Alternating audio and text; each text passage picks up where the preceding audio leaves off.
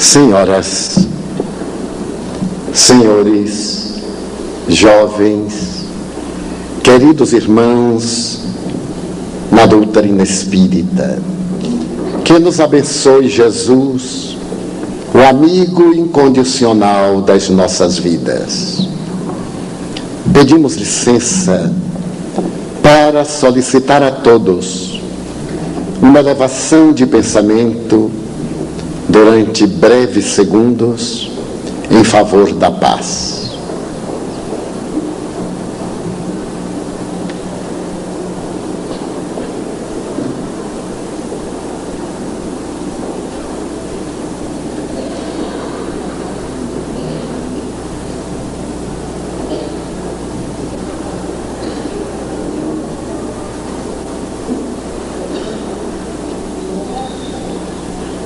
Muito obrigado. No ano de 1793, em plena primavera parisiense, um homem admirável deveria iniciar uma nova era para as doutrinas psíquicas. Fazia poucas semanas, ele houvera sido nomeado diretor do Hospital de la Bicêtre, que pertencia à Universidade de La Salpêtrière. La Salpêtrière, nessa oportunidade, era considerada uma cidade dentro da cidade de Paris. Possuía uma população de aproximadamente 5.000 pessoas, uma igreja, vários departamentos educacionais e o hospital de alienados mentais. Por ali passariam mais tarde as melhores referências da ciência médica durante o século XIX e a posteriori. Mas naquele recuado 1793, 4 anos após a Revolução Francesa, a conceituação da doença e da saúde mental era muito embrionária.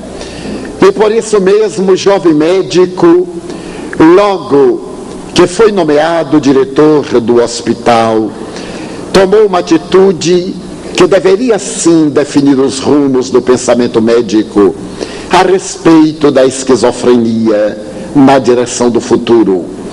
E por isso mesmo, considerando o atraso da ciência psiquiátrica naquele então, ele resolveu, de uma maneira audaciosa, adentrar-se pelo hospital na sua área mais perigosa, aquela na qual estavam internados 53 psicopatas portadores de esquizofrenia. Naquela época, a esquizofrenia era considerada uma degenerescência para a qual não havia terapia especializada, considerada irrecuperável.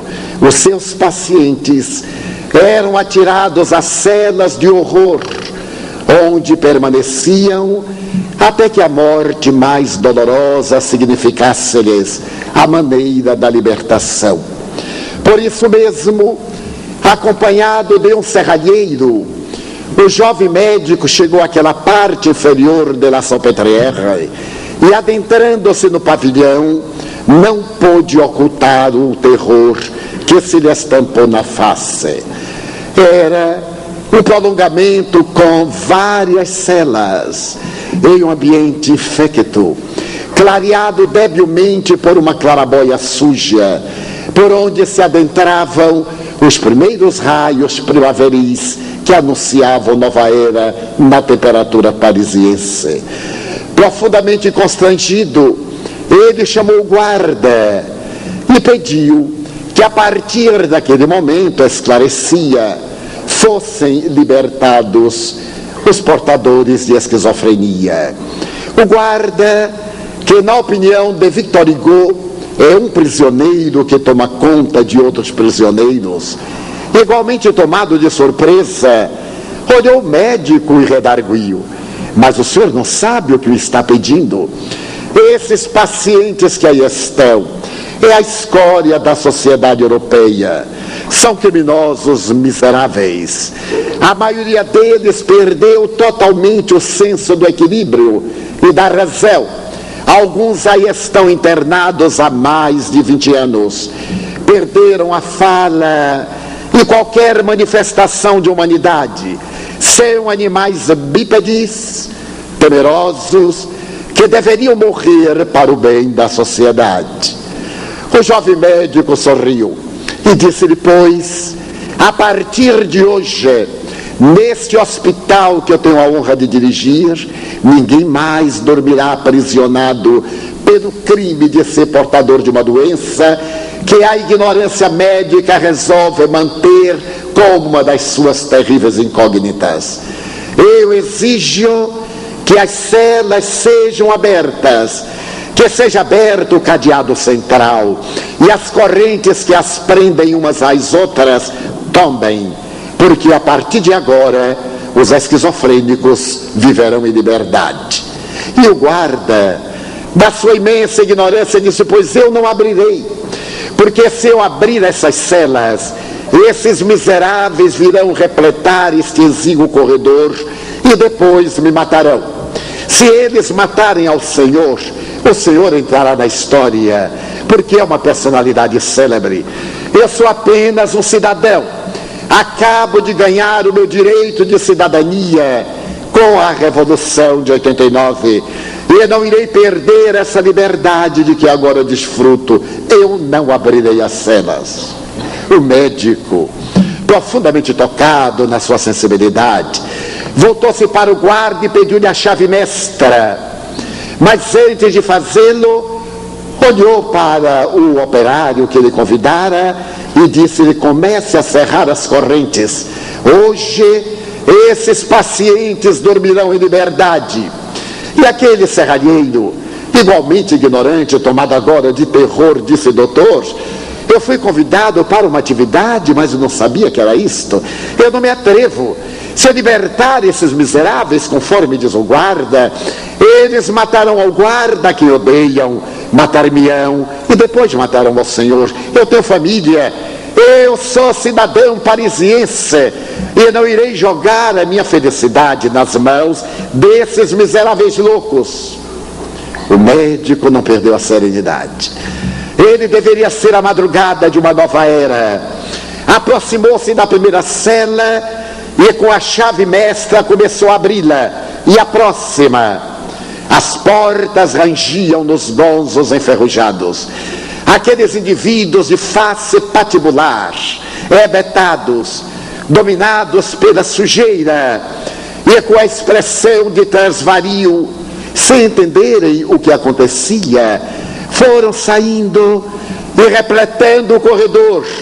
O guarda, agora ferido nos seus brios, correu e começou a ajudar ao médico. O mesmo fez o serralheiro. E menos de uma hora depois, aqueles 53 miseráveis homens e mulheres que haviam perdido o direito a viver, porque a esquizofrenia os devorara, estavam ali sem saberem que fazer da sua vida, olhando-se, emitindo ruídos grotescos, quando destacou-se do meio deles um homem de cabelo basto, branco, a barba hirsuta, que os empurrando dirigiu-se para sob a claraboia, abriu pernas e braços no corredor e começou a trepar parede acima, como se fosse evadir-se, o que era possível, porque a claraboia estava defendida por alguns barretes de ferro. Ele segurou-se daqueles barretes de ferro, oscilou no ar e deu um grito que repercutiu em todos os cantos daquele hospital presídio. Oh meu Deus! Oh meu Deus!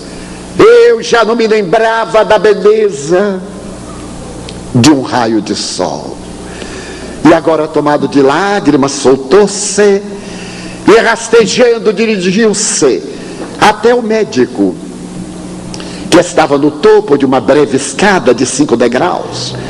Abraçou-lhe as pernas e disse-lhe comovidamente: Muito obrigado, doutor. Muito obrigado por haver me restituído a dignidade perdida. O médico, percebendo que aquele homem havia recuperado a normalidade ou talvez nunca estivesse doente, ergueu pelas axilas, abraçou e disse-lhe comovidamente: sou eu quem te agradece. Eu tinha certeza de que o meu gesto deveria libertar da loucura da esquizofrenia vidas que agora se multiplicarão mundo afora em uma era de esperança. Esse médico chegara ali agitando um pedaço de papel pardo amarelado que ele enrolara. Era a autorização que ele conseguira dos representantes da comunidade parisiense para libertar os esquizofrênicos. Quando ele propôs ao colendo do colégio da universidade a sua ideia, seus colegas médicos irônicos perguntaram: o que é que tu vais fazer? Curá-los.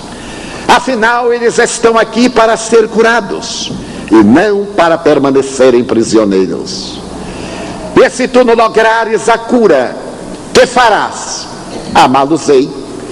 Demonstrarei que são criaturas humanas, na impossibilidade de uma terapêutica que lhes restitua a saúde mental e o direcionamento emocional.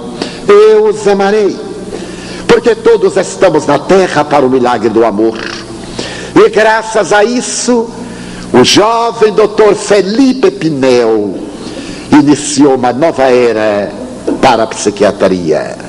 Logo depois, quando saíram os psicopatas de La Bicêtre, a ideia de Felipe Pinel ganhou a Europa.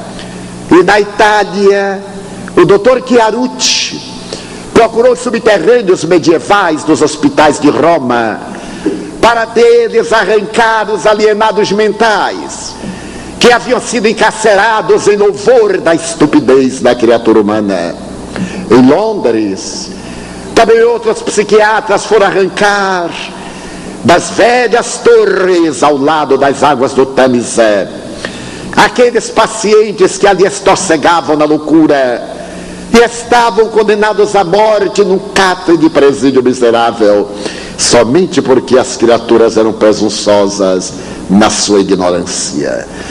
A história da saúde mental é naturalmente a saga de homens e de mulheres extraordinários, porque a partir desse gesto do Dr. Pinel, o século XIX encarregou-se de ampliar os horizontes do conhecimento psiquiátrico, demonstrando essencialmente que o ser humano é uma criatura cerebral.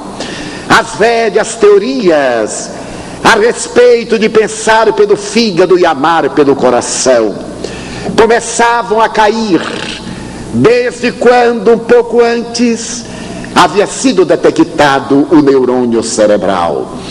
A partir daquela oportunidade, quando se pôde perceber pela cerebrologia que a massa encefálica tem finalidades específicas e precípuas para o desenvolvimento físico, emocio, psicológico e fisiológico da criatura humana, havendo uma verdadeira revolução, porque se pôde perceber que essa massa não era amorfa, ela era caracterizada por departamentos específicos que lentamente iriam sendo decodificados.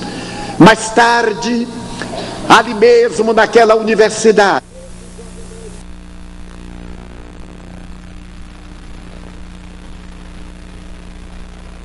problema na área da fala, não conseguia falar senão uma sílaba, pé, embora raciocinasse. Fazia 21 anos que ele era portador dessa problemática.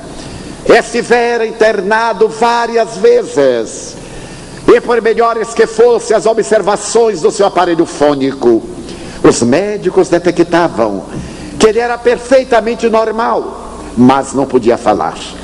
Quando lhe eram apresentadas propostas por escrito, ele as respondia E toda vez que ele fazia uma pergunta, ele dava uma resposta lógica através da grafia. Mas não podia falar. Era portador de uma afasia. E o jovem médico também foi convidado para atender este homem, agora portador de uma enfermidade terrível. Estava com uma perna com processo de necrósia e deveria amputá-la. Essa necrose avançava terrivelmente pelo seu organismo, ameaçando-lhe a vida. E o médico, quando o observou, percebeu que a cirurgia era inócua, mas ficou tocado com a problemática da voz. Ele se perguntava várias vezes: se eu descobrir por que o chimpanzé tem o cérebro quase semelhante ao do homem, possuindo cordas vocais e não pode falar, eu terei dado um salto na antropologia para poder dignificar a criatura humana. Agora ele estava com o laboratório de uma experiência. Ele operou a perna do senhor Tan, mas 3 dias depois o homem morreu.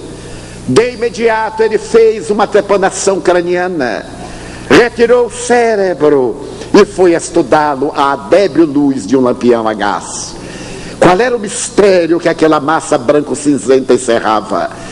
Porque Monsieur Letin, podendo falar porque as cordas vocais eram perfeitas, por que ele não falava?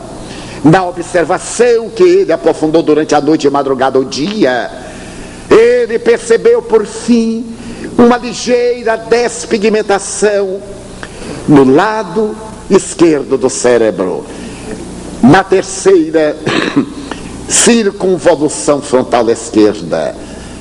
Seu interesse foi aumentando à medida que ele adentrou o bisturi por essa massa, procurando encontrar a causa daquela tumoração, até que foi encontrar a matriz na terceira circunvolução frontal esquerda do cérebro.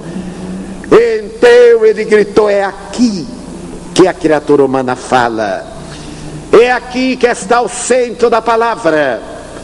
E a partir desse momento, Paul Pierre Broca identificou o centro da fala do cérebro, que passaria a posteridade com o seu nome, Centro de Broca.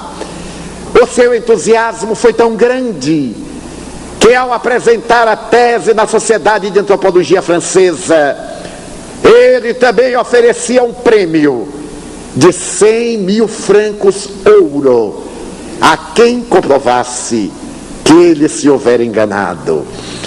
O cérebro deixava de ser um enigma para logo se tornar conhecido. Logo depois, na década 1880, 1890, nesse mesmo hospital de la Bicêtre, Jean-Martin Charcot iniciaria uma outra era fantástica para penetrar na intimidade dos depósitos da memória. Ele pesquisava nesse momento a histeria, essa disfunção uterina.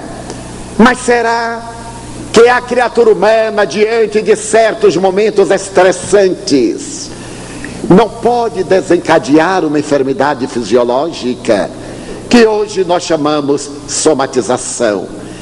Será que uma enfermidade de natureza fisiológica não pode levar o indivíduo a um transtorno de natureza psicológica? E Jean-Martin Charcot, nas memoráveis sessões de terças-feiras, inicia a experiência da hipnose para descobrir que, além do nosso consciente, há uma área muito próxima na qual estão arquivadas as nossas memórias recentes, o subconsciente. Para aquela universidade será atraído Sigmund Freud, que estava às voltas com as bases da psicanálise, e que a partir de então terá a oportunidade de detectar o inconsciente. Logo depois, a partir de 1905, o discípulo de Freud, fascinado pela realidade do ser inconsciente que somos, Carl Gustav Jung detecta que este inconsciente se apresenta sob dois aspectos: aquele de natureza coletiva, o inconsciente universal que nós temos pelo atavismo da hereditariedade, e aquele inconsciente individual que respondem pelos vários problemas de comportamento que afetam a criatura humana. Nesse momento já a psiquiatria havia se adentrado na verdadeira integração da criatura humana diante da ciência, porque o psiquiatra alemão Emílio Kraepelin, estudando os fenômenos da loucura, estabeleceu que existiam 3 fatores desencadeantes: os de natureza endógena, internos, a hereditariedade, as enfermidades infecto-contagiosas, as sequelas dessas enfermidades, os de natureza exógena, os fatores psicossociais, socioemocionais, socioeconômicos, familiares, de trabalho, de sociedade, de religião, e os traumatismos cranianos como responsáveis genericamente pela loucura. A partir dessas admiráveis experiências, Sigmund Freud publicará no ano de 1900 uma obra marco histórico, na qual ele fala sobre a melancolia e o luto. Quando morre alguém, a depressão que toma conta da criatura humana, mas também a depressão que decorre de perdas, da perda de um afeto, da perda de um emprego, da perda da saúde, da perda de dinheiro, da perda de um objeto, levando o indivíduo a esse mergulho no insondável de si mesmo, perdendo a alegria de viver e desaparecendo o sentido existencial que não raro induz o indivíduo ao suicídio. Mas a esquizofrenia especificamente permaneceu como a grande interrogação por volta de 1911, em um sanatório psiquiátrico de Berlim. Um psicopata que era portador de um transtorno maníaco-depressivo profundo resolveu enforcar-se. Rasgou os lençóis, improvisou uma corda e, ao atar o laço, colocando o pescoço e jogando-se no vazio do quarto, estava debatendo-se quando passa um guarda e, vendo-o, arranca-o daquela situação e salva-o. Para a surpresa dos médicos, ele não morreu, ficou bom da esquizofrenia. Os médicos ficaram surpresos.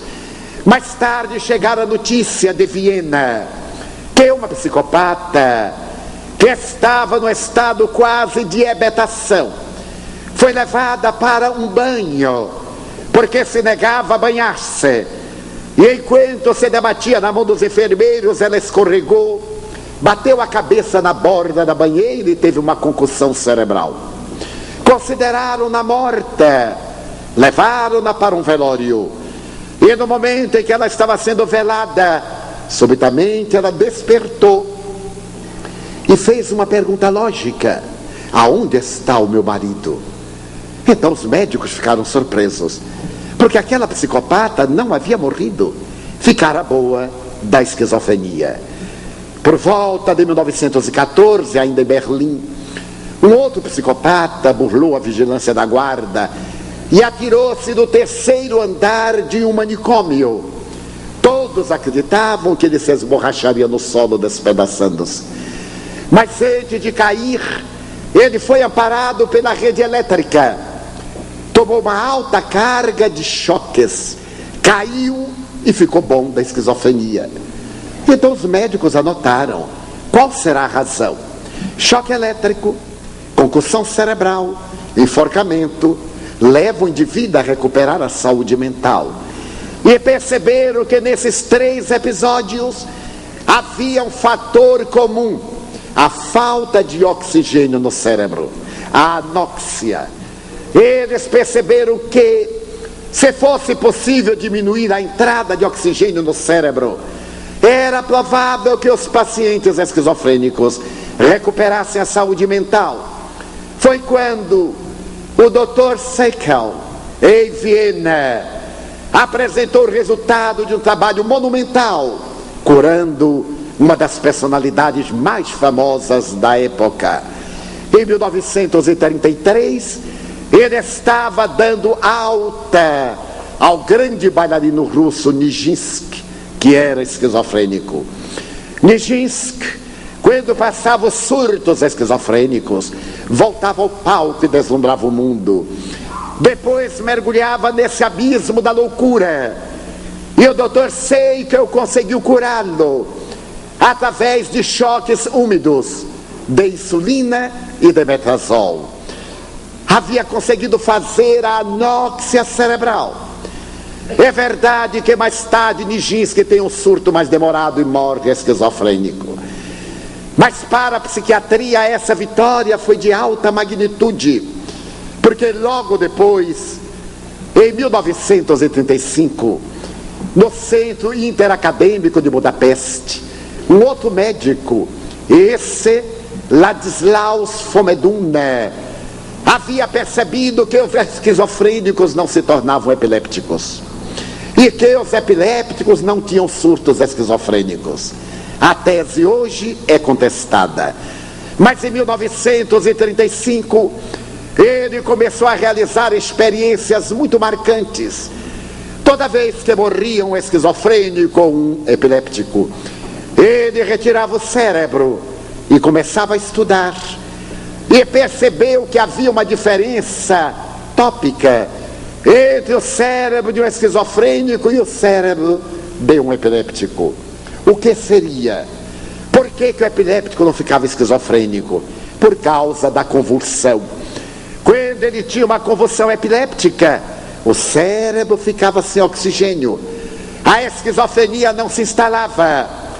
E isso abriu espaço para que no dia 3 de novembro de 1939, quando já se instalara os pródromos da Segunda Guerra Mundial, em um congresso de psiquiatria em Roma, 3 nobres estudiosos apresentassem uma pequena máquina.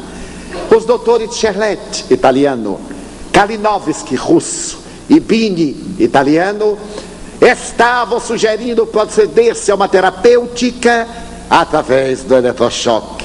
Uma pequena máquina com 2 eletrodos de 110 volts que, aplicados nas têmporas do paciente, entre 16 e 24 segundos, provocavam um tipo de convulsão epiléptica, fazendo que o cérebro ficasse sem oxigenação. Começa a história do eletrochoque como terapêutica.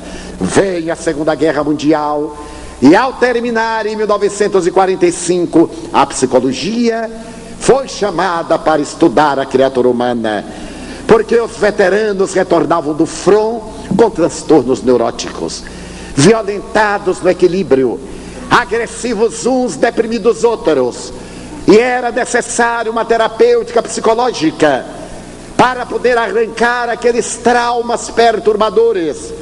A psicologia avançava agora através de uma nova proposta que não estava mais aprisionada nos velhos conceitos freudianos da psicanálise, nem tampouco do behaviorismo, a doutrina comportamentalista. Já se falava de uma psicologia humanista, a necessidade de um melhor entendimento da criatura humana, da compaixão, da solidariedade, do amor e da misericórdia, para atender-se a todo e qualquer alienado mental. Por volta dos anos 50, graças à evolução da farmacologia, surgiram os neurolépticos, os barbitúricos, e graças a eles foi dado um passo avançado para a recuperação do equilíbrio mental. E o eletrochoque, posteriormente, na década de 60, foi aposentando-se lentamente, porquanto se constatou que ele abalava o sistema nervoso central. E os velhos manicômios passaram a receber uma designação mais compatível para não marcar a criatura.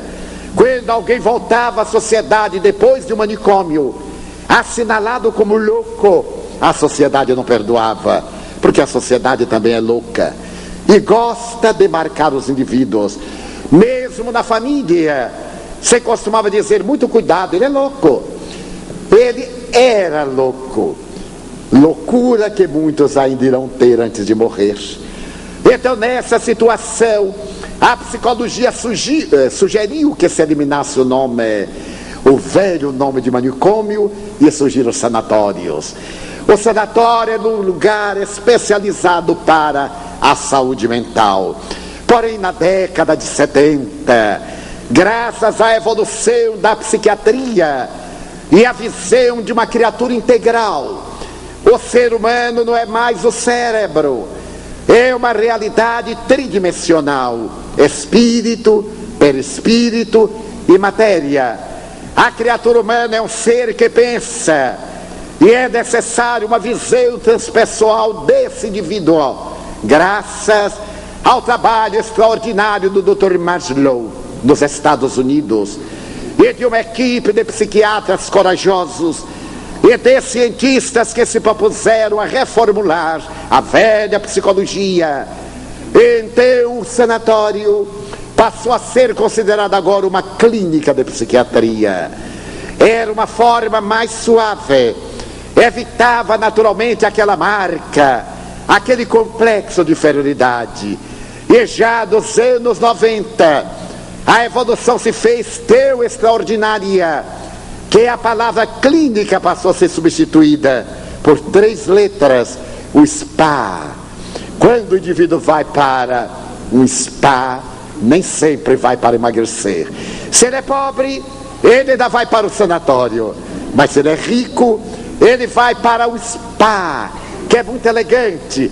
Então você cuida de emagrecer física e emocionalmente, e também financeiramente, porque os spas emagrecem qualquer cofre de economia. Mas houve uma alteração total a respeito da esquizofrenia. A criatura humana da segunda metade do século XX deparou-se com uma outra tragédia que está invadindo o terceiro milênio e que se chama depressão. A depressão de tal forma se tornou acelerada que hoje as estatísticas americanas dizem: em cada grupo de 10 pessoas, 3 são deprimidas. Se nós olharmos para esse teatro e calcularmos, teremos aqui aproximadamente 300 pessoas no claro escuro da depressão. Mas os outros não sorriam muito não, porque chegarão lá. 30% já foram, e os 40% corajosamente chegarão até lá. Porque a depressão tentou-se encontrar um fator desencadeante além daqueles 3, e estabeleceu-se que eram o estresse, eram as lutas da atualidade, a ansiedade que nos está devorando. A ciência, que havia penetrado na intimidade da câmara cerebral, descobriu que havia 2 substâncias que eram responsáveis pelo nosso humor: a serotonina, a noradrenalina. E naturalmente, descobrindo a causa da depressão, elaborou uma proposta terapêutica de natureza química para enganar o cérebro e fazer que esses neurônios passassem a produzir os específicos neuropeptídeos. Foi a época então do Prozac e de outras substâncias na base do lítio, que agora fazem parte praticamente da nossa agenda diária, para nos libertarmos da depressão, na razão direta em que diminuem os surtos de esquizofrenia. Mas podemos dizer que, felizmente, graças ao avanço da ciência psiquiátrica e da psicologia, através das suas várias ramificações, a saúde mental já vem gozando de dignidade, e mesmo aqueles que se alienam podem adquirir uma boa qualidade de vida, desde que se submetam à terapêutica médica. Nós, latino-americanos, temos uma certa ojeriza por psicólogos, contra psiquiatras, contra psicanalistas, Muitas vezes pessoas vêm conversar comigo e eu sugiro muito suavemente, depois que ouço o quadro: era bom você procurar um psicólogo. A pessoa reage: mas Divaldo, eu não sou louco. Eu digo: mas vai ficar. Então é bom fazer a terapia preventiva, da mesma forma que nós fazemos um check-up, para evitar que a doença se instale, ou para poder examinar como se encontra o nosso organismo fisiológico. Por que não fazermos periodicamente um check-up de natureza psicológica, psiquiátrica? Porque quando os nossos transtornos e distúrbios começam, a família não nota. Nós vamos nos acostumando com as manias, a pessoa vai modificando, nós vamos aceitando, até quando faz o surto. No momento em que entra no surto, que faz a crise, a família é tomada de surpresa, mas o processo era muito longo. Quem de nós não conhece uma depressão que está muito em moda? A depressão dos aposentados, principalmente masculinos. O homem está acostumado a trabalhar a vida inteira, ir para a rua, e subitamente se aposenta e fica sem ter o que fazer, principalmente os egoístas.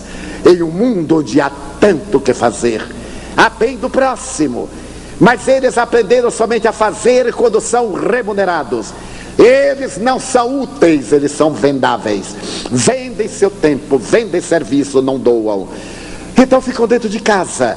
E as pobres das mulheres ficam neuróticas, porque eles ficam transtornados. Ela acende a luz, ele vai atrás e apaga para fazer economia. Ela acende o bico de gás, ele faz, mas é uma extravagância, apaga. Aonde ela vai, aquela sombra desocupada está atrás dela.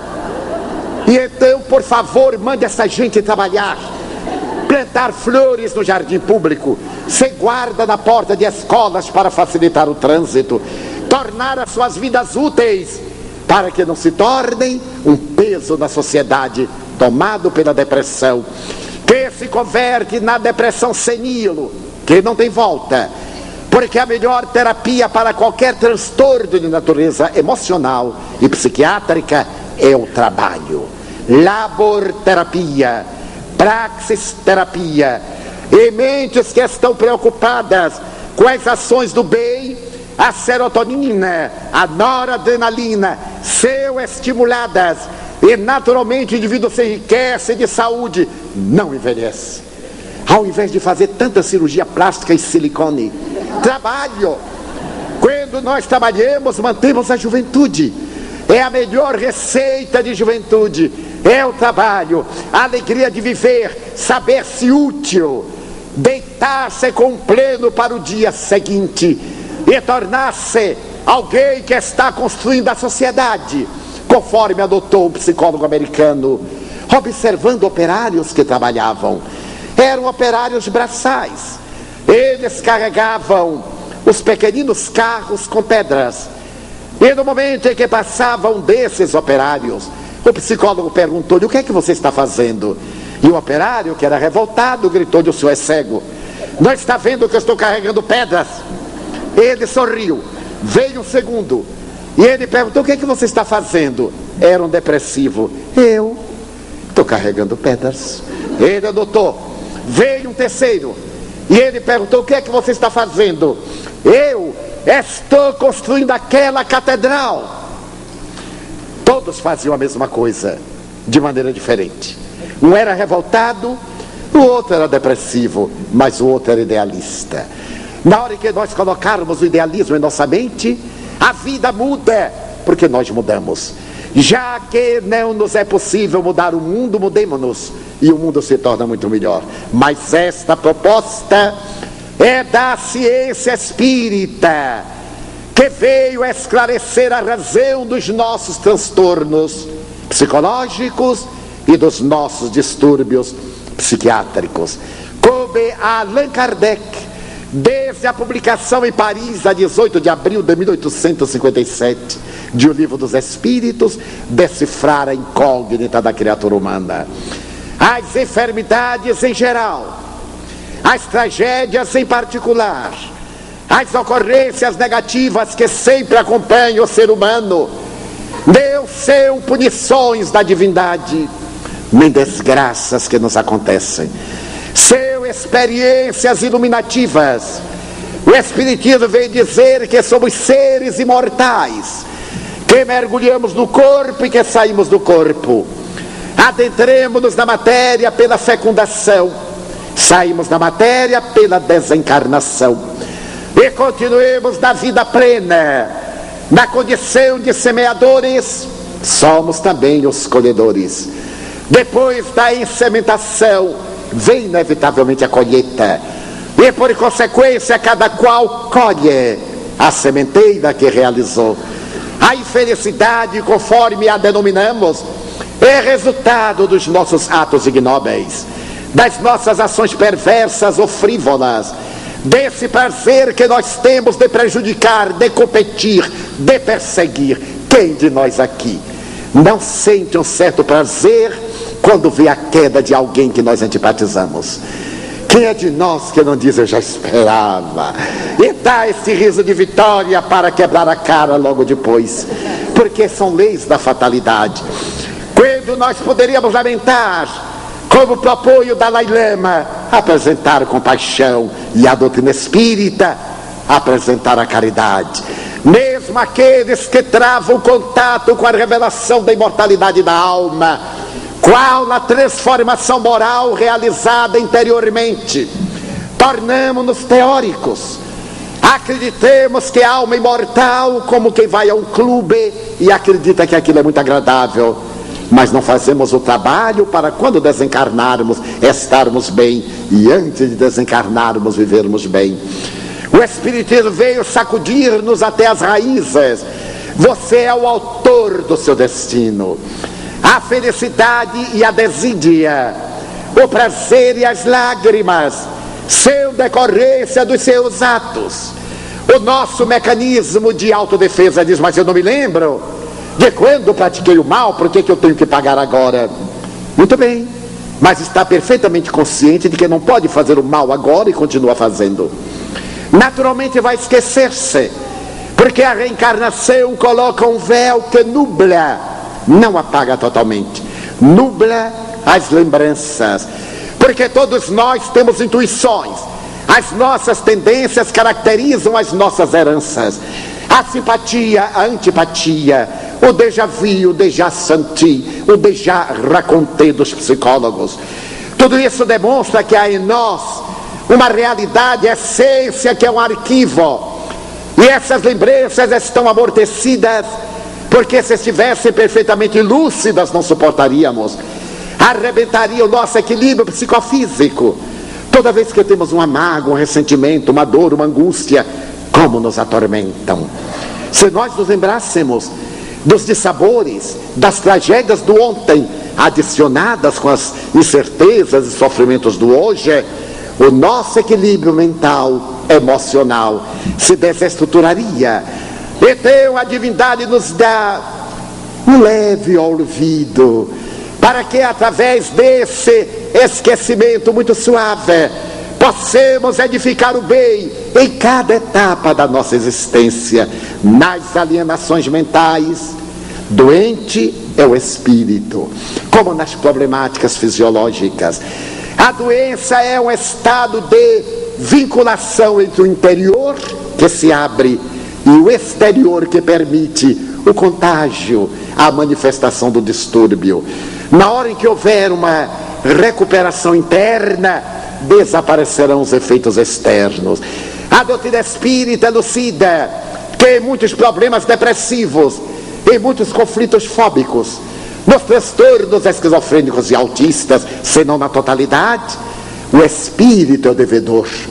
Ele imprime através da hereditariedade no código genético a culpa. E quando chega a determinado período que o psiquismo recorda inconscientemente dos atos nefíticos, a culpa aparece e ele entra em depressão. Ele tem um susto, ele faz uma crise esquizofrênica, ele desequilibra. Qual na terapêutica? Médica. A ciência médica merece-nos o maior respeito.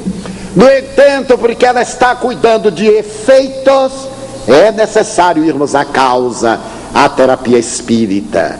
A oração, que todas as religiões recomendam. a meditação, a paciência, a transformação moral para uma mudança de patamar vibratório, para que, saindo desse estado perturbador, alcance outros níveis de consciência e se liberte da canga, porque não estamos na terra para sofrer, estamos na terra para ser felizes. A função da reencarnação é ajudar-nos a liberar-nos dos nossos conflitos para avançarmos na direção de Deus. A nossa fatalidade é a felicidade, o meio de lográ-la é o livre-arbítrio.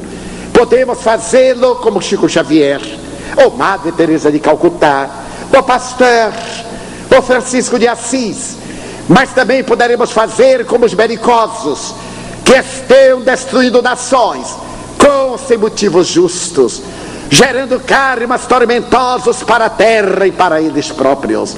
Mas também nós que temos as nossas vinganças pessoais, a nossa crueldade mental, que nos comprazemos com a desgraça alheia e que muitas vezes, ao invés de ajudar, dificultamos o acesso do necessitado e vemos-lo estorcegar na aflição com certa sensação de júbilo, porque ainda não aprendemos a amar. No amor está a chave que nos vai libertar de todas as aflições. O amor é inevitavelmente a terapêutica mais notável para ensejar-nos a saúde integral, a transformação total, porque nesse quadro, aqueles a quem nós prejudicamos e não nos perdoaram, eles voltam e induzem-nos por vingança a esses transtornos psiquiátricos através das obsessões. As obsessões constituem um capítulo imenso da psicopatologia, que lentamente vai sendo aceita, essa psicopatologia, pela ciência médica. Hoje a psicologia transpessoal admite perfeitamente a interferência das entidades perversas em nossa conduta e esclarece através da regressão a existências passadas que as causas dos nossos distúrbios estão fincadas na terra do nosso pretérito espiritual. Eu gostaria de contar uma experiência que é muito melhor do que divagação filosófica ou arremedos científicos. Na Mansão do Caminho, nós atendemos 3 vezes por semana as pessoas que nos procuram. Não temos a veleidade de aconselhar a ninguém, porque sabemos que a grande maioria que vem falar conosco já traz a conclusão. Deseja só que nós concordemos. Como muito paciente vai ao médico só para o médico dizer aquilo que ele quer ouvir. Eu tenho alguns filhos médicos, filhos adotivos, e um deles me diz: tio, lidar com o paciente é algo especial. Você imagine que vem um paciente e nós pedimos exames complementares, fazemos exames de tato, de observação e os complementares, e ele fica ansioso porque o paciente quer ter uma doença. E eu, agora que já conheço, eu digo: olha, tem uma má notícia para você. Doutor, é câncer? Muito pior. Doutor, não me diga. É uma notícia, está bem sentado. Estou, mas diga logo o que é. Você não tem nada. É impossível. Eu não tenho nada. Gastar tanto dinheiro e não ter nada. Porque ele quer ter. Esse mecanismo de querer estar doente é uma forma de fugir da responsabilidade, de criar problema para os outros. Porque esses doentes não têm problemas, eles se tornam problemas. E estou agora de gabinete em gabinete médico. Muita gente me disse: Divaldo, eu já fui a todos os médicos. Não, todos não. Alguns, mais de 20. Mas ninguém acertou com o que eu tenho. A pessoa está feliz da sua desgraça, ninguém acertou. Eu pergunto: e você tomou os remédios? Eu comecei, não deu resultado, eu larguei. Porque o bom para aquele indivíduo é ser doente. Aquilo lhe faz bem, é um masoquismo. Ele se sente tão feliz de ser infeliz que a gente não tem o direito de torná-lo feliz, deixá-lo como está. Então eu sei disso.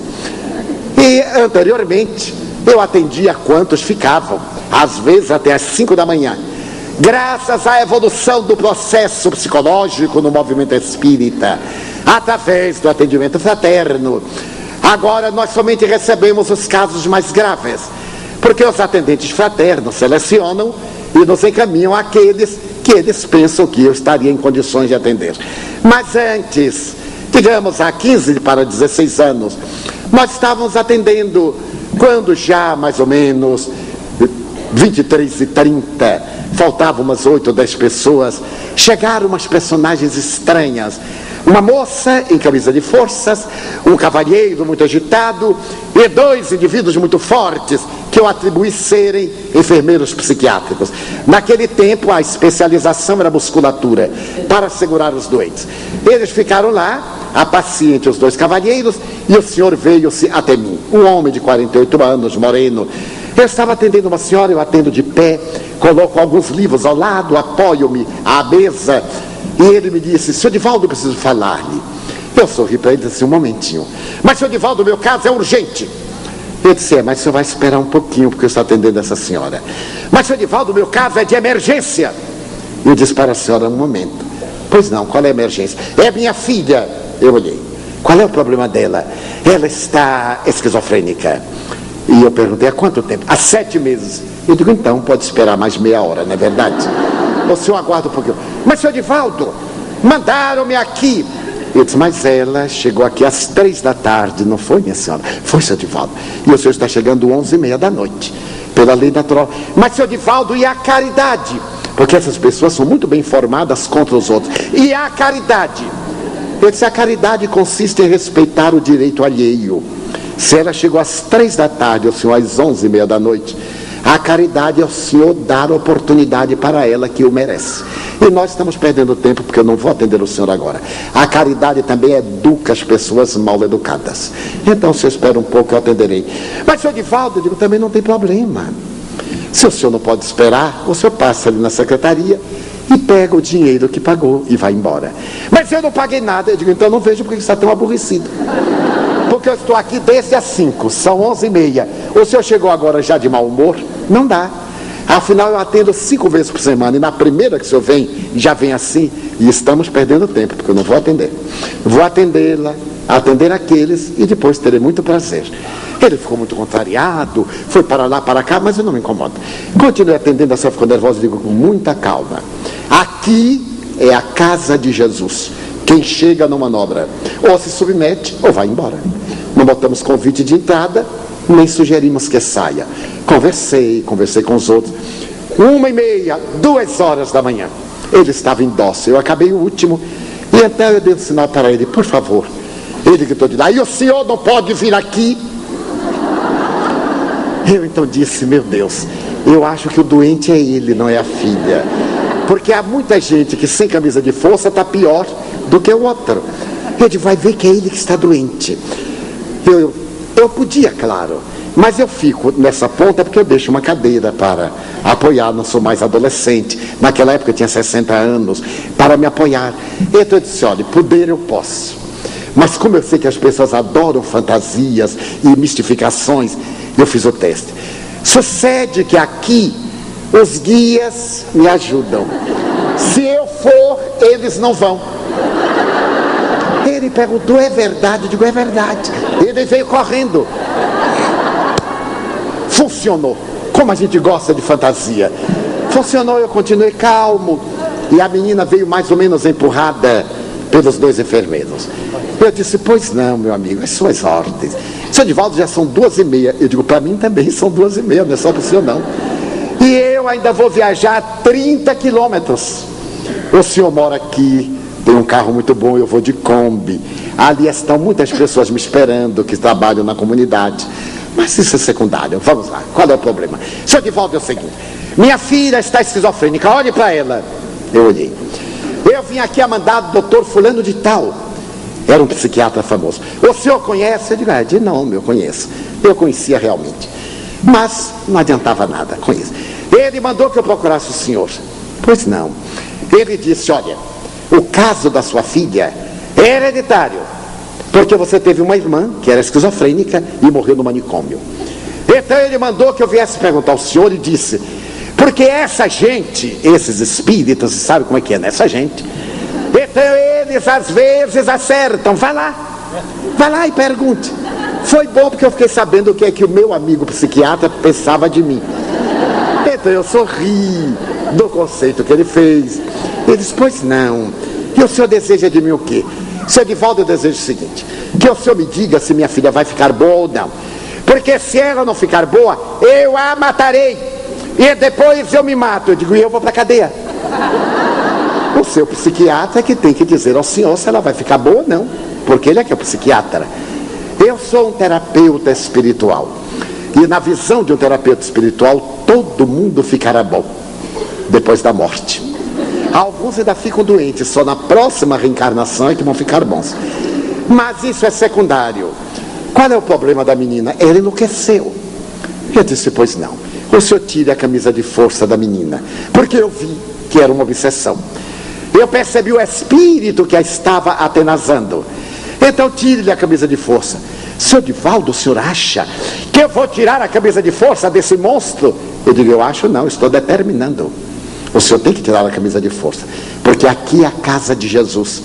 E aqui ninguém vai atendido amarrado, como o doutor Pinel libertou há mais de 200 anos, eu também. Aqui ninguém fica amarrado. Eu não tiro a camisa de força, eu digo, eu vou embora. Comecei a arrumar os meus papéis. Ele disse, mas seu Edivaldo, e disse para o enfermeiro, tire você. E correu, ficou na porta lateral. Porque o amor é assim, é muito simpático o amor. Ele tem a sua saída. O enfermeiro me olhou e perguntou-me, Brutamontes, e se ela quebrar tudo aqui? Eu digo, não se preocupe, está tudo pago. Amanhã nós compramos outro. O senhor é responsável. Eu digo, meu amigo, é claro que eu sou responsável. Tire a camisa de força. Ele foi tirando e ela agitou-se e avançou para mim. Eu estava apoiado. Quando ela veio com os punhos cerrados, eu disse, meu irmão, ela estacou. O pai gritou, seu Edivaldo, é uma moça. Porque ela estava de terninho blue jeans. Eu disse, não me ajude, por favor. Não me ajude. Meu irmão, o espírito parou e olhou-me. Ela também. Eu disse, você está tendo um ato de covardia. Por que você se aproveita da sua aparente invisibilidade para atormentar esta menina? Ele rodopiou e disse, por causa dele. Aquele miserável é o culpado. Meu nome é Celso. Pergunte para ele quem sou. Eu digo, não senhor, eu pergunto para você, ele não me interessa. A questão é entre nós dois. Aquele miserável é meu padrinho de batismo. Minha mãe morreu e deixou-me com 13 anos. Antes de morrer, pediu-lhe que cuidasse de mim. Sabe o que o infame fez? Tornou-me um escravo, colocou-me na sua panificadora. Eu trabalhei como animal de 5 da manhã até 11 da noite. Dormia sob uma janela que ele colocava no fundo da padaria. E certa feita eu fui requerer os meus direitos. Ele disse que eu não tinha direito nenhum, deixou-me analfabeto e estúpido. Eu tive tanta ira que então experimentei uma coisa estranha e dormir. Ele definia a morte. Ele deve ter tido uma parada cardíaca ou um infarto do miocárdio, não saberia dizer. Então eu entrei num mundo escuro, estranho. Eu corria sem cessar, gritava de dores. Não sei quanto tempo se passou e certo dia eu acordei na sala de jantar da sua casa. Ele estava discutindo com ela. Eu, quando vi o infame, fui acometido de ódio e notei que ela assimilou meu ódio. Eu me senti atraído até ela como se eu fosse uma lâmina de metal e ela um imã. Então ela encolerizou-se, eu xinguei. Ela falou, eu tive impulso de agredi-lo, ela ergueu as mãos. Eu percebi que podia dominá-la, acerquei-me, golpeei-o. Travamos uma luta. Ele pediu socorro aos empregados, amarrou-a, levou-a para o sanatório. E os meus amigos aqui me disseram que já estava morto. Só que a morte não existe, que eu poderia me vingar, que ela era um bom instrumento para eu atormentá-lo. Então eu quero matá-lo. Primeiro eu quero que ele a mate, depois se mate, para eu esperar do lado de cá. Aí estava a trama. Eu disse, mas Celso, eu até acho que a sua ideia é muito bonita. Veja bem, ele morre, ela morre, ficam livres de você. Você já pensou em si mesmo? Você me disse que sua mãe morreu e deixou com 13 anos. Você vários anos, 13 anos a mais. Então, quando foi que você morreu? Não tenho ideia. Diga-me uma data, qualquer coisa. Ele recordou-se de um fato, eu calculei entre 7 e 8 anos. E disse-lhe, bem, então faz 20 anos que sua mãe morreu. Você já viu? Para ele a pergunta causou um grande espanto. Ele disse, não, eu não me lembrava de minha mãe. E não sente saudades dela? É claro que eu sinto saudades. Celso, você não gostaria que sua mãe viesse acariciá-lo? Mas é claro. Você sabe por que você não a sente? Porque o ódio nos coloca em faixas vibratórias muito baixas. E ela é o amor, ela não pode romper. Você terá que sair disso. Eu não lhe peço que perdoe ao seu antigo patrão injusto, mas eu lhe peço que pense em você. Esta menina está sofrendo sem uma causa atual, mas ela tem dívidas perante a lei de Deus, como você também. Você sofreu porque estava em curso nas leis divinas, mas depois eu lhe explicarei isto. Agora o que interessa é sua mãezinha. Ela está aqui, Celso, eu a vejo. Eu estou vendo você, você está vendo meus olhos e os seus. Eu estou vendo sua mãezinha. Você gostaria? Eu gostaria. Lembra-se, Celso, que aqui no Nordeste nossas mães, no tempo que as mães eram mães, nos colocavam no colo e nos ensinavam a orar. Quando elas nos colocavam antes de dormir, contando histórias de Jesus, das personagens bíblicas. Você lembra do Pai Nosso? Ele começou a chorar pelos olhos dela. Lembra-me. Eu digo, dê-me suas mãos. Não, não posso. Dê-me suas mãos. Segurei-as. Estavam frias. Celso, vamos orar. Repita comigo, Pai Nosso que estás nos céus. Ele com a voz titubeante. E mais adiante, perdoa. Não posso, eu não posso perdoar. Eu digo, então desculpe. Nesse momento ele deu um grito, mamãe. A mãe estendeu os braços, ele caiu no seu regaço e a mãe saiu. A menina cambaleou, sentei-a, encostei ao meu quadril. Esperei um pouco, alguns segundos. Ela pareceu sair de um letargo, olhou em volta, viu o pai. Papai, estou com fome, papai. Aonde eu estou? Aquele homem violento veio trêmulo. Seu Divaldo, é minha filha. Eu digo, sim, senhor. Ela já está boa? Eu digo, ainda não. Este é o primeiro round, mas ainda temos muita coisa. Temos os salários atrasados do seu empregado que o senhor não pagou. Temos a educação que o senhor não deu. Temos a sua crueldade e outras coisas que sua consciência lhe dirá. Mas é assunto para depois. Agora ela, como é o nome dela? Cibele. Olá, Cibele, tudo bem? Estava sonhando num abismo. Leve-a para casa, meu amigo, e traga-a de volta se lhe aprover. Ou procure uma instituição espírita perto da sua residência, mas ela necessita de atendimento espírita. Mas se eu Divaldo levar para casa ou para o sanatório, se fosse minha filha, eu levaria para casa. E amanhã telefonaria ao psiquiatra e diria para que ele recomende o que deve fazer. Mas seu Divaldo, eu digo, meu amigo, o senhor faz o que quiser. Para que me pergunta? Se o senhor quer fazer o que sua cabeça desvairada ali atrás, leve sua filha para casa que ela está em paz. Amanhã, telefone ao psiquiatra, contrate um clínico para ajudá-la. E ela vai necessitar de continuar tomando os remédios. E traga ou leve-a a uma instituição espírita por alguns anos. Não há milagres. São as leis de Deus. Ele estava hebetado, carregou a filha e saiu. Eu comecei a me arrumar e os dois enfermeiros ficaram ao lado. Aquele da camisa de força ficou agitando a camisa, me olhando meio misterioso, e me perguntou, o senhor já vai? Eu digo, já vou. E nós, o que é que faz? Eu digo, meu filho, você chega lá no hospital e conta. Se eu contar o que eu vi aqui, quem fica internado sou eu, não vou não. E você faz o que quiser, porque agora eu vou embora, já são 3 da manhã. Fui-me. No dia seguinte, eu recebo o telefonema do psiquiatra, porque ele sempre manda e no dia seguinte telefona. É muito meu amigo. E naquele tempo, os telefones eram grampeados, era no tempo da ditadura. Ele me telefonava em código.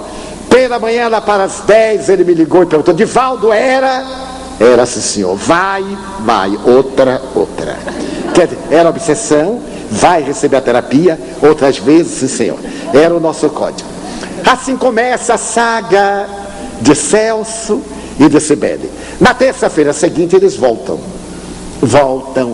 acompanhado da senhora, a mãe de Cibele, descarnada de angústia. Conversei largamente com eles, e quando eles foram saindo, eu disse: agora é o momento, eu quero cobrar a consulta. Seu Divaldo, o senhor cobra? O que é que eu vou fazer, né? Cobro. Hoje até relógio cobra, só trabalha com corda, nem que seja atômica. Mas, seu Divaldo, deve ser caro, né? Eu digo: bastante caro. Meu preço é caro, né? Porque ela está ilúcida. Então eu tenho que cobrar algo muito caro. Ele tirou logo o talão de cheque, porque os homens são muito engraçados, muito másculos. Pois não, seu Divaldo, é quanto? Eu digo: um momentinho. Deixa eu fazer um cálculo do tempo que nós gastamos. Deixa eu ver. Bom, eu vou fazer o seguinte. Já que o senhor não tem a menor ideia do que é o Espiritismo, o meu preço, o senhor vai ler o Livro dos Espíritos de Allan Kardec. Mas, seu Divaldo, o preço é esse? Eu digo: é caríssimo. Porque vai ter que ler aí 409 páginas. E não adianta me dizer que leu sem ler, não, porque esse daí eu conheço. E no dia que eu me encontrar, eu vou perguntar, para ver se o senhor leu. Mas, seu Divaldo, ele pegou assim o livro, meio com medo, porque o povo tem muito medo de livro. Livro desequilibra muita gente, dá mais livro bom. Então ele segurou, eu digo: é para ler, não é para olhar, não, para ler. A mãezinha, eu dei o Evangelho segundo o Espiritismo, e a ela, o Principiante Espírita. Eles voltaram, começaram a ler, ficamos relacionados. Ela começou a me chamar de tio, era uma menina de 17 anos. 6 meses depois, ela chegou um dia alegrinha: tio Divaldo, no Espiritismo a gente pode namorar? Eu digo: pode e deve namorar, mas com 3 ou 4, com um só não, porque com um se apaixona, é perigoso. Com vários não, porque não tem cabeça para tantos. Então aí é uma distração. Mas por quê? Porque tem um rapaz que está querendo namorar comigo. E você? Eu também quero. Quando namorar era outra coisa, era namorar. Porque agora, quando a minha namorada, a gente já sabe que é o terror.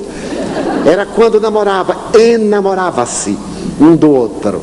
Eu digo: minha filha, é um rapaz, seu Divaldo, ele é lindo e tal. Eu digo: traga aqui. A primeira terapia para namoro é levar no centro espírita, para amansar, educar e preparar o lar. Traga aqui. Porque eu pensei que era algum rapaz que quisesse explorá-la emocionalmente ainda em ajustamento. Na outra reunião veio o rapaz. Ela estava com os 17 anos para 18, ele com os 24 para 25. Eu gostei, porque o rapaz um pouquinho mais velho é melhor. Ele chegou e, com um pouco de psicologia, eu disse assim: mas que bom, meu filho, hein? Ela me disse que você é amigo. Não, senhor, eu sou namorado dela. Eu digo: esse que é homem mesmo, namorado. Assumiu logo. Eu disse: mas que prazer, você deve estar estudando, né? Porque quando está estudando, o namoro não acaba nunca. E quando se forma, vai casar com outra, é sempre assim. Ele disse: está estudando, né? Não, senhor. Eu sou administrador de empresa, estou trabalhando na firma X, sou chefe do departamento de Química, no Centro Industrial de Aratu. Eu já comecei a calcular quanto ele ganhava. E eu digo: olha, esse está ótimo. E eu disse: mas que bom, volte, o Espiritismo é uma doutrina para jovens, você está no ponto e tal. Ele voltaram. Mais ou menos um ano depois, ela chega muito ansiosa: tio Divaldo, o senhor tem que me ajudar, porque ele diz que sábado vai me pedir em casamento. No tempo que pediam em casamento, parece até que foi coisa de outra encarnação, mas isso aconteceu. Ele vai me pedir em casamento e papai não vai deixar. Eu sou filha única. Eu já tinha um bom relacionamento com o seu genitor. Eu disse: qual é a hora que ele vai? 6 da tarde. Eu digo: eu vou lá visitar vocês. Preparem um cafezinho que eu vou tomar, mas diga que ele não entre antes de mim, porque senão entorna. Eu entro, depois ele chega. E assim eu fiz. Cheguei às 18 horas. O senhor me recebeu: mas você aqui? Era a primeira vez, eu tenho pouco tempo. Eu digo: pois é, eu estava passando perto, vim tomar um cafezinho, mas que bom. Aí ele chegou, e ela veio: papai, olha, esse aqui é fulano. Um rapaz meio tímido, pálido, de mãos frias, brancas. Ele olhou para o cavalheiro e disse: doutor, quem deveria estar aqui era meu pai, mas o meu pai mora no Ceará. Eu digo: não era seu pai não, é você mesmo, porque é você que vai casar com ela. Porque aqui seu pai. Aí o meu amigo olha, Divaldo, eu digo, aguenta e agradece a Deus. É rápido, antes que ele se arrependa, imagine. Porque agora ficou, já foi, desapareceu. Não, senhor. Mas Divaldo, ele é tão jovem, ele vai casar velha. Com 50 anos, para quê? Tem que casar jovem, porque se tudo der certo, tem tempo para reconstruir a vida. Ele ficou assim, eu digo, meu filho, mas eu fico tão feliz. Não tenho nada com ela, mas fico tão feliz. Você não acha, fulano? Rapaz, você tem 25 anos, né? Eu calculei bem, eu já sabia. E então, bom, aí teve aquela alegria. Um ano e meio depois, casam-se. Claro, não casaram na igreja, porque já eram espíritas. Convidaram, eu digo, irei ao fórum. A igreja tem um grande respeito, mas como nós não acreditamos nos dogmas, nós respeitamos, mas não praticamos. Passaram-se os meses, a família frequentava as mediúnicas, a paciente revelou uma mediunidade de psicofonia extraordinária. Ela comunica-se em vários idiomas, uma psicofonia fantástica.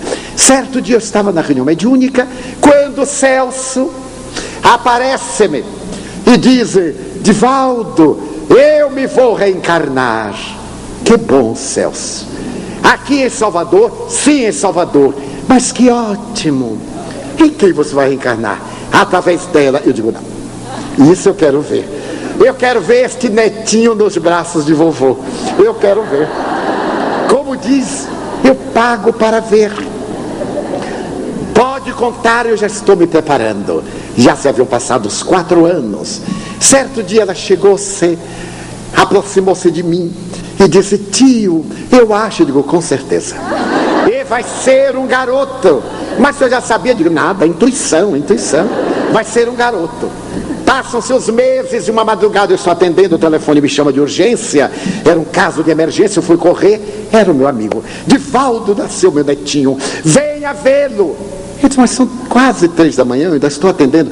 Você tem que vir aqui. Eu digo, mas eu não posso. É um tormento. Você vem. Eu digo, não vou. Você vem. Eu fui. Então eu fui. Quando cheguei lá, ele deslumbrado.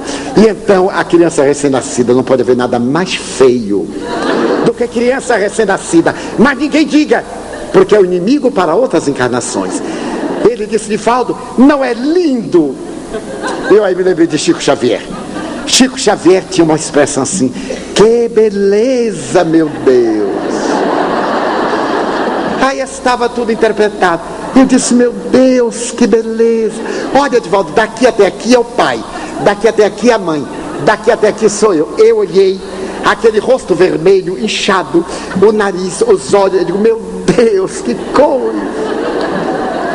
Quando ele me foi levar à porta, olha, Divaldo, estou abrindo uma caderneta de poupança. Já havia essa tragédia que chama caderneta de poupança. Estou abrindo uma caderneta de poupança e vou colocar 1 milhão de cruzeiros novos.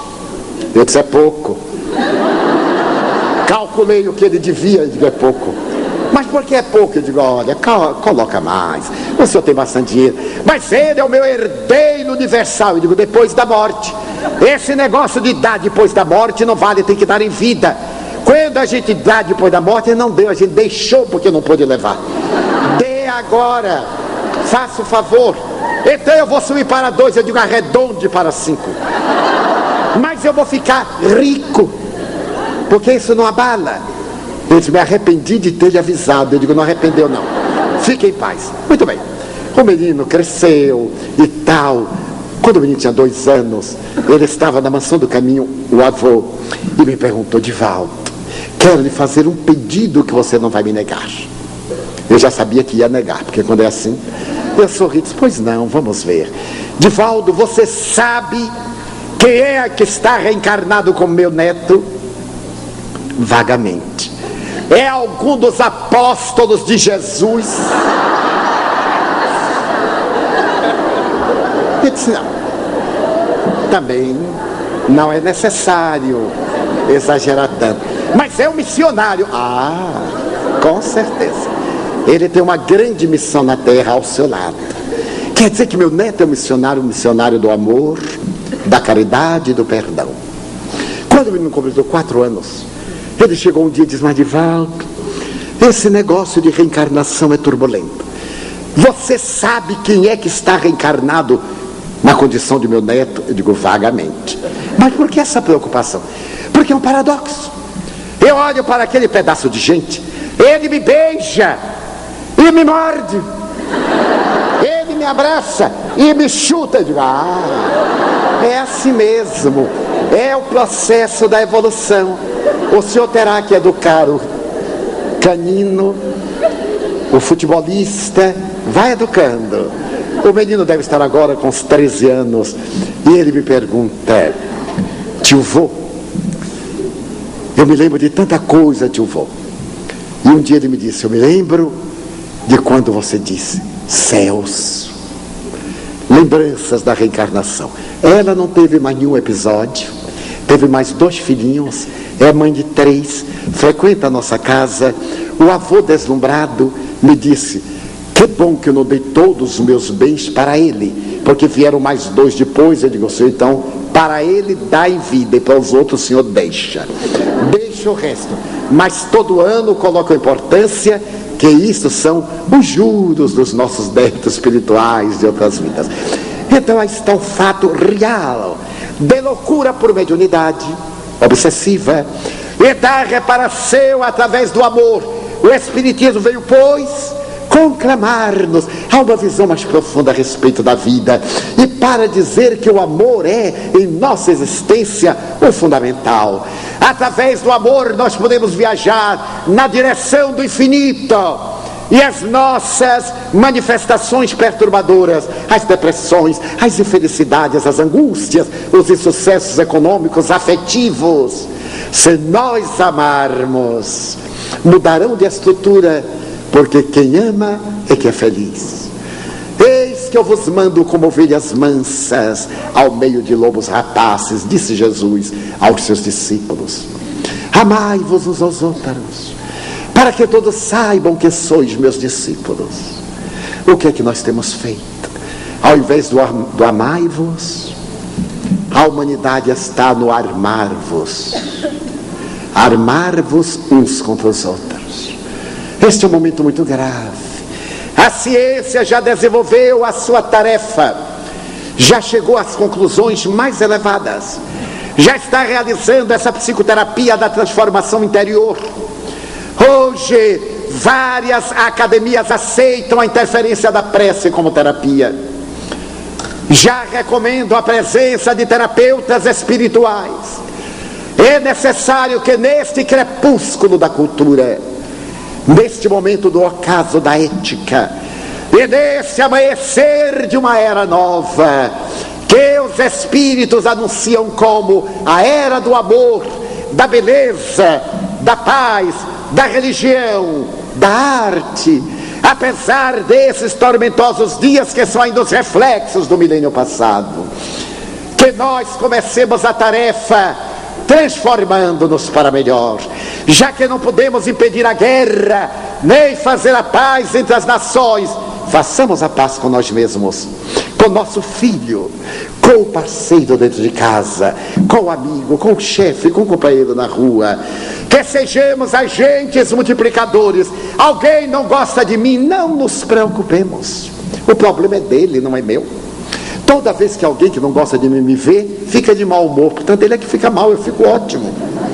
Mas quando sou eu quem não gosta, a coisa muda de figura. Daí a doutrina espírita, repetindo Jesus, traz de volta o Evangelho nessa beleza lineal, para que modifiquemos a terra e a humanidade, a fim de que estes sejam dias semelhantes àquele 1793, quando o doutor Felipe Pinel libertou os esquizofrênicos do cárcere de La Bicêtre. Que estejamos libertando-nos do cárcere das paixões e amanheça dia novo para a nossa felicidade. São horas muito difíceis, estamos saturados de queixas, de amarguras e de decepções. Pelo menos por um momento façamos uma reflexão diferente. Digamos assim: meu Deus, eu gostaria de dizer-te que eu amo a vida, que para mim é bela e é consentida. Muito obrigado pelo que me deste, pelo que me dás. Muito obrigado pelo ar, pelo pão, pela paz. Muito obrigado pela beleza que os meus olhos veem no altar da natureza. Olhos que fitam o céu, a terra e o mar, que acompanham a ave ligeira que voa fagueira pelo céu de anil e se detém na terra verde salpicada de flores em tonalidades mil. Muito obrigado, Senhor, porque eu posso ver meu amor, mas diante da minha visão eu detecto os cegos que tropeçam na escuridão, que andam na solidão, que choram na multidão. Por eles eu oro e a ti eu imploro com miseração, porque eu sei que depois desta lida na outra vida eles também enxergarão. Muito obrigado pelos ouvidos meus, que me foram dados por Deus, ouvidos que ouvem a música do cancioneiro, a música do povo que desce do morro na praça a cantar, a melodia dos imortais que a gente ouve uma vez e não esquece nunca mais, a voz melodiosa, canora, melancólica do boiadeiro e a dor que geme, que chora no coração do mundo inteiro. Pela minha faculdade de ouvir, pelos surdos eu te quero pedir, porque eu sei que depois desta dor no teu reino de amor voltarão a sentir. Obrigado pela minha voz e pela sua voz, pela voz que ama, que canta, que alfabetiza, que ilumina, que legisla, que trauteia uma canção, pela voz que o teu nome profere com sentida emoção. Diante da minha melodia eu quero rogar por aqueles que sofrem de afasia, que não cantam de noite, que não falam de dia, porque eu sei que depois desta prova, na vida nova, eles cantarão. Obrigado pelas minhas mãos, pelas mãos que aram, que semeiam, que agasalham, mãos de ternura, que libertam da amargura, mãos que apertam mãos de caridade, de solidariedade, mãos dos adeuses, que limpam feridas, que enxugam lágrimas, suores das vidas, que atendem a velhice, a dor, o desamor, pelas mãos que no seio embalam o corpo de um filho alheio sem receio, e pelos pés que me levam a andar sem reclamar. Muito obrigado, Senhor, porque eu posso caminhar. Diante do meu corpo perfeito eu te quero louvar e rogar por aqueles que são mutilados, aleijados, deformados, paralisados e não podem andar. Eu oro por eles, porque eu sei que depois desta reencarnação eles poderão outra vez bailar. Muito obrigado pelo meu lar. É tão maravilhoso ter um lar. Não é importante que este lar seja uma mansão, ou uma tapera, um ninho, ou uma casa na favela, um bangalô, um grabato de amor, seja lá o que for, mas que dentro dele exista a figura do amor. Amor de mãe, ou de pai, de mulher, ou de marido, de filho, ou de irmão. A presença de um amigo, alguém que nos dê a mão, pelo menos a companhia de um cão, porque é muito doloroso viver na solidão. Mas se eu a ninguém tiver para me amar, nem o teto para me agasalhar, nem uma cama para repousar, nem aí reclamarei, porque eu te tenho a ti, e quero dizer-te obrigado, Senhor, porque eu nasci. Muito obrigado, porque creio em ti, pelo teu amor. Obrigado, Senhor, pela sua atenção. Muito obrigado, senhores.